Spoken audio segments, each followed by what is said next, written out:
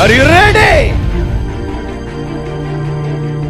ఈరోజు మన ప్రసంగం అంశం, యేసయ్య సహవాసముగా కూడడానికి కృపను అనుగ్రహించు దేవా. ఈరోజు మన ప్రసంగాంశం, యేసయ్య సహవాసముగా కూడడానికి కృపను అనుగ్రహించు దేవా. నాతో పాటు చెప్పండి మన ప్రసంగాంశం, యేసయ్య సహవాసముగా కూడడానికి కృపను అనుగ్రహించు దేవా. మన ప్రసంగాంశం, యేసయ్య సహవాసముగా కూడడానికి కృపను అనుగ్రహించు దేవా. ఆదిమ సంఘం ఒక ఇంటిలో అందరూ కూడుకునేవాళ్ళు. దాన్ని ఏమంటారు? టుగెదర్గా ఏమంటారు? దాన్ని సహవాసముగా వాళ్ళు కూడుకునేవాళ్ళు. వాళ్ళు డాబా పైన అందరు కలిసి కూడుకునేవాళ్ళు. ఏమంటారు దాన్ని? చెప్పండి నాన్న. సహవాసం. వారు గుడారాలు వేసుకొని అందరు కలిసి కూడుకునేవాళ్ళు. ఏమంటారు దాన్ని? అటువంటి సహవాసముగా వారి గృహాలలోను, ఇంటి పైనను, ఒక్కొక్క స్థలములోను, గుడారములలో వారు కలిసి సహవాసముగా కూడుకొని ఉంటుండగా కొంతమంది ఏం చేసేవాళ్ళంటే, చర్చిలో దేవుడే, ఇంటిలో కూడా దేవుడే. చర్చిలో స్తుతులు ఉన్నాయి, ఇంటిలో కూడా స్తుతులు ఉంటాయి. ఈ చర్చిలో ప్రార్థన ఉంటుంది, ఇంటిలో కూడా ప్రార్థన ఉంటుంది. చర్చిలో ప్రార్థన చేసిన దేవుడు ఆలకిస్తాడు, ఇంటిలో ప్రార్థన చేసిన దేవుడు ఆలకిస్తాడు. చర్చిలో వాక్యం విన్న వాక్యమే దేవుడే మనతో మాట్లాడేది. అక్కడ మనం బైబిల్ చదివిన దేవుడు మనతోనే మాట్లాడేది. చర్చిలో దేవుని స్తుతిస్తాం, ఇంటిలో కూడా మనం దేవుని స్తుతిస్తాం. చర్చిలో మనం దేవుని ఆరాధిస్తాం, ఇంటిలో కూడా మనం ఆరాధిస్తామని చెప్పి కొంతమంది ఆ కలిసి కూడుకోవడానికి, అంటే సహవాసముగా కూడుకోవడానికి వాళ్ళు ఏం చేశారంటే, ఇష్టపడక ఎవరికి వాళ్ళు వాళ్ళ ఇంటిలో కూర్చొని బైబిల్ చదవటం, ఆరాధించడం, దేవుణ్ణి మహిమపరచడం చేస్తున్నారు.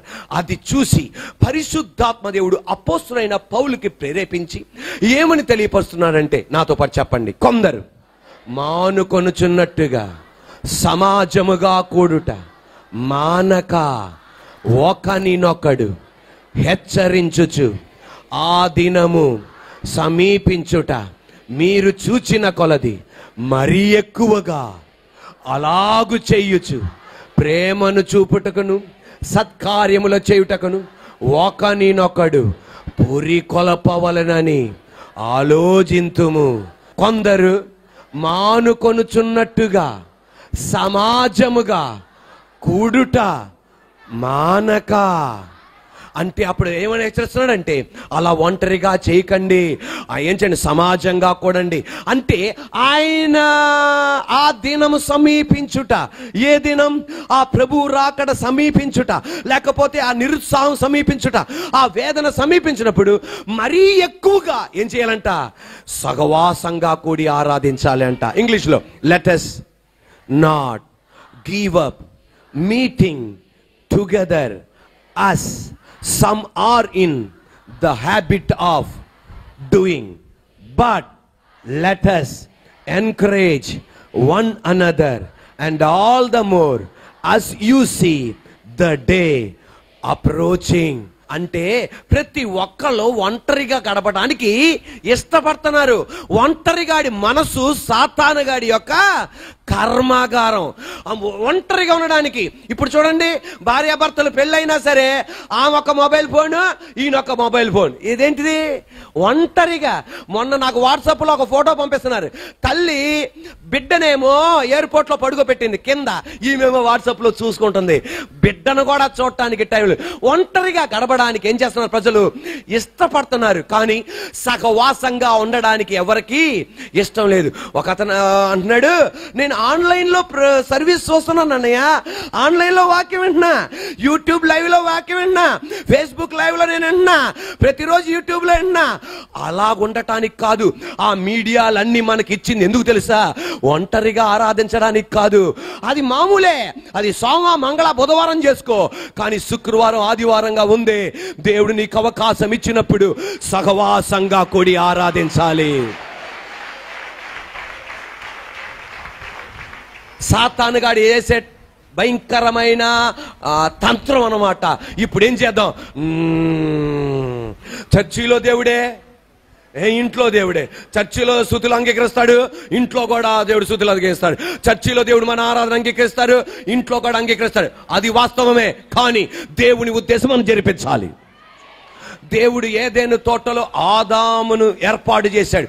ఆదామును ఏర్పాటు చేయగా దేవుడు ఆదాము ఎంత సత్సంబంధం ఉండేదో, ఎంత ప్రేమ కలిగి ఉండేవాళ్ళో, ఎంత ఐక్యతగా ఉండేవాళ్ళో, ఎంత పరిశుద్ధంగా ఉండేవాళ్ళో. దేవుడు ఆదాముతో మాట్లాడేవాడు, ఆదాము దేవునితో మాట్లాడేవాడు, ఎంతో సహవాసం కలిగి ఉండేవాడు. కానీ దేవుడు ఏమన్నాడు తెలుసా? నరుడు ఒంటరిగా ఉండుట మంచిది కాదు. అవ్వా ఎవరితో ఉన్నాడు? దేవునితో ఉంటే మనకేంటండి బాబు? దేవునితో ఉంటే దేవుడు అన్నమాట నువ్వు ఒంటరిగా ఉండటం మంచిది కాదు. ఆదాం అన్నాడంట, దేవుడా నేను నీతో ఉన్నానయ్యా, ఇకేంటి దేవా, నాకు ఇంకెవ్వరితో సంబంధం వద్దు. నో నో నో, నేను ఆత్మస్వరూపిని, నువ్వు శరీరధారివి, నీకు నీలాంటి వ్యక్తి సహవాసం కావాలి. ఈ రోజున మన దేవుడు ఆత్మస్వరూపి, నీలో ఉన్నాడు, నీలో ఉన్నాడు. నీలో తండ్రైన దేవుడు, కుమారుడైన దేవుడు, పరిశుద్ధాత్మ దేవుడు ఉన్నాడు. నీలో వాక్యం ఉంది, ప్రార్థన ఉంది. అవును, నేను ఒంటరిగా జీవించడానికి కాదు, దేవాది దేవుడు నిన్ను ఏర్పాటు చేసింది ఏంటి తెలుసా? ఎవరితో సహవాసం కలిగి ఉండాలో, ఏ చర్చితో సహవాసం కలిగి ఉండాలో, ఏ సమాజంతో కలిసి ఉండాలో, ఏ ప్రార్థనా మందిరంతో కలిసి ఉండాలో, ఆ మందిరముతో నువ్వు కలిసి ఉండాలి, ఆ దైవజనులతో కలిసి ఉండాలి, ఆ విశ్వాసులతో నువ్వు కలిసి ఉండాలి. చూడండి, హెచ్ తర్వాత URCH. ఏంటిది? చర్చ్. అక్కడ ఏముంది మధ్యలో? You are a church. నువ్వు సంఘంలో నువ్వు ఉండాలి, సహవాసం కలిగి ఉండాలి. ఏం కలిగి ఉండాలి? దేవుడే చెప్పాడు, నేను మాత్రమే కాదు, నువ్వు ఎవరితో కూడా సహవాసం కలిగి ఉండాలా? అవ్వమ్మతో సహవాసం కలిగి ఉండాలి, అప్పుడే లైఫ్ థ్రిల్లింగ్ ఉంటుంది అన్నాడు. అలాగే యేసయ్య ఇప్పుడు చెప్పేది పౌలుతో కూడా, నాతో మాత్రం కాదు, ఇంట్లో తోటి విశ్వాసతో సహకారిగా ఉండాలి, తోటి విశ్వాసతో సహవాసం కలిగి ఉండాలి, అప్పుడే లైఫ్ థ్రిల్లింగ్గా ఉంటుంది అన్నమాట. డిఎల్ మూడీ అన్న ఒక గొప్ప భక్తుడు ఇలా చెప్తున్నాడు. ఈ వాక్యం ఆధారపడి ఏమని ఒక ఉదాహరణ చెప్పాడంటే, ఒక ఆమె కట్టెల పోయి మండిస్తుందంట. ఏం మండిస్తుంది? ఎన్నో కట్టెలు ఉన్నాయి, 20-30 కట్టెలు ఉన్నాయి. ఆ కట్టెలు ఉంటే ఒక కట్టె అనుకుందంట, ఒక ఫైర్ వుడ్ అనుకుందంట, ఒక కట్టె అనుకుందంట, లోపల మండుతున్నాను, అదేదో నేను ఒక్కదాన్నే మండుతాను అని చెప్పి ఆ కట్టె బయటకు వచ్చేసింది. కట్టె బయటికి రాగానే ఆ కట్టె మండుతుందా మండదా?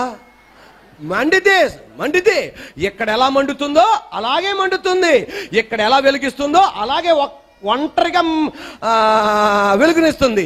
ఇక్కడ ఎలాగైతే హీట్ ఉత్పత్తి చేస్తుందో అలాగే ఒంటరిగా హీట్ ఉత్పత్తి చేస్తుంది. కానీ గాలి రాగానే, వర్షము రాగానే, నీళ్లు పడగానే అది ఆరిపోయింది. అయ్యో అనుకొని చెప్పి మళ్ళా ఆ అన్ని సహవాసముగా ఉండే కట్టెల్లోనికి రాగానే ఆ కట్టెలు ఏమైనాయి? తిరిగి మండుతుంది. ఈ రోజున మందిరంలో కూడా అంతే. ఇక్కడ ప్రార్థనే, ఇంటిలో కూడా ప్రార్థనే, ఇక్కడ వాక్యమే, ఇంటిలో కూడా వాక్యమే, ఇక్కడ వాక్యమే, నెట్లో కూడా వాక్యమే. కానీ ఒంటరిగా ఉన్నప్పుడు, శోధన వచ్చినప్పుడు, వేదన వచ్చినప్పుడు, తుఫాను నీ మీదకి వచ్చినప్పుడు, ఒక ఆర్థిక ఇబ్బంది తర్వాత ఇంకొక ఆర్థిక ఇబ్బంది వచ్చినప్పుడు నువ్వు ఆరిపోతావు. అటువంటి టైంలో నువ్వు గనక సహవాసముతో ఉంటే మళ్ళా నువ్వు తిరిగి మండుతావు. ఈ రోజున సహవాసంగా కొనడానికి ఏం చేయొద్దు, మర్చిపోవద్దు, మరలా నువ్వు సహవాసంతో కలు. అక్కడ ఉద్దేశించింది ఏంటంటే, మళ్ళా మందిరముతో నువ్వు కలు, మళ్ళా చర్చితో కలు, మళ్ళా విశ్వాసులతో కలు, నువ్వు మళ్ళా తిరిగి మండుతావు. యమ్మాయ గ్రామంలో ఇద్దరు యేసు ప్రభు వారిని వెంబడించారు. ఎవరిని వెంబడించారు? యేసు ప్రభు వారిని వెంబడించారు. యేసు ప్రభు వారిని వెంబడిస్తగానే యేసు ప్రభు వారు 33.5 సంవత్సరాల తర్వాత గోల్గోతా కొండ మీద ఆయన మరణించారు. ఆయన మరణించారు, సమాధి చేయబడ్డారు. వాళ్ళు ఆ విషయాన్ని జీర్ణించుకోలేకపోయారు. వాళ్ళకి వేదన కలిగింది, వాళ్ళకి దుఃఖం కలిగింది. ఏంటా ఇలా జరిగింది అనుకున్నారు. కానీ యేసయ్య తిరిగి లేచాడు అంటే నమ్మల. వాళ్ళిద్దరు కలిసి పాత ఊరికి వెళ్ళిపోతున్నారు. వాళ్ళ ఊరికి వెళ్ళిపోతుండగానే నా యేసయ్య వాళ్ళిద్దరి మధ్యలో ప్రత్యక్షమై ఆరిపోయిన వాళ్ళ గుండెలను మండించాడు. వారి హృదయాల్ని మండించగానే మళ్ళా యేసయ్య తనకు తానే కనపరుచుకున్నాడు. నేనే ఆ తిరిగి లేచిన యేసయ్యని, నేనే సిలువలో మరణించిన వాణ్ణి, నేనే సమాధి చేయబడిన వాణ్ణి, నేనే తిరిగి లేచిన వాణ్ణి అని రుజువుపరచగానే అమ్మ యేసయ్య అన్నాడు. యేసయ్య అప్రత్యక్షమయ్యారు. యేసయ్య కనబడకుండా పోగానే బైబిల్ చెప్తుంది వాళ్ళిద్దరూ ఎమ్మాయా గ్రామంలో ఉండలా మరలా ఎక్కడికి వెళ్ళారు? యెరూషలేముకి తిరిగి వెళ్ళారు. ఎందుకోసం? మళ్ళా చెప్తాను, మళ్ళీ ఊరికే చప్పలు కొట్టారు. ఇప్పుడు వాళ్ళు ఎమ్మాయా గ్రామంలో ఉండలా మళ్ళా తిరిగి ఎక్కడికి వెళ్ళారు? యెరూషలేము అన్నానా? ఎమ్మాయా గ్రామంలో ఉండలా మళ్ళా వాళ్ళు ఎక్కడికి వెళ్ళారు? ఎందుకని? యెరూషలేములో ఏముంది? సహవాసం. ఇక్కడ ఉంటే మళ్ళా మేము ఆరిపోతామో, ఇక్కడ ఉంటే మా మంట ఆరిపోద్దేమో. ఒక్కసారి దేవుడు వెలిగించాడు, ఇక్కడ వెలిగిస్తాడు దేవుడు, అక్కడ వెలిగించిన దేవుడు ఇక్కడ వెలిగించాడని వదిలేలా మళ్ళా సహవాసంగా కూడారు. వాళ్ళు గొప్ప సువార్థికులుగా మార్చాడు నా దేవుడు. ఈ పగటి వేళ సహవాసంగా కూడడానికి మనం ఏం చేయకూడదు? మర్చిపోకూడదు. ఒక మాట మీరు గమనించండి, సహవాసంగా కూడినప్పుడు దేవుని యొక్క గొప్పతనం మనం చూడగలం. ఇద్దరు ముగ్గురు నా నామములో ఎక్కడ కూడినా వారి మధ్యములో నేనుంటా. అంటే ఏంటి? అంటే ఏంటి? సహవాసం. కొంతమంది ఎవరితో కలవడు. అంటే పక్కన ఉన్న స్త్రీ, ఒక యవనస్తురాలు పక్కన ఉన్న యవనస్తురాలతో కలవలేని నువ్వు కనబడని దేవునితో నువ్వు ఎలా కలవగలవు? మీ నాన్నతో మాట్లాడినాను నువ్వు, మీ నాన్నతో ఐకమత్యంగా లేని నువ్వు, మీ అమ్మతో ఐకమత్యంగా లేని నువ్వు కనబడని దేవుడితో నువ్వు ఎలా ఐకమత్యంగా ఉండగలుగుతున్నావు? దేవుడు అనేది మీరు సహవాసంగా అక్కడ ఉంటే నేను అక్కడ ప్రత్యక్షమవుతా. మనం సహవాసంగా ఉంటే దేవుని యొక్క గొప్పతనాన్ని మనం ప్రజలకు చూపెట్టచ్చు. అంటే దానికి అర్థం ఎప్పుడైతే మనం ఐకమత్యంగా ఉంటామో దేవుని యొక్క గొప్పతనం మనం చూపెట్టగలం. ఇప్పుడు ఆమె అనాలి, ఒకళ్ళు 1000 మందిని తరమగలరు, ఇద్దరు 10,000 మందిని తరమగలరు. ఏమంటారు దాన్ని? కానీ సాతానుగాడి అజెండా ఏంటి తెలుసా? మనం సహవాసంగా ఉండడం వాడికి ఇష్టం కాదు. ఎందుకంటే నువ్వు సహవాసంగా ఉంటే పరలోకం నీ ఇంటిలో దిగుతుంది గనక, పరలోకం భూమి మీద దిగుతుంది గనక, పరలోకం మన యూతోత్సవంలో దిగుతుంది గనక, పరలోకం మన యూతోత్సవంలో దిగుతుంది గనక. Praise the lord.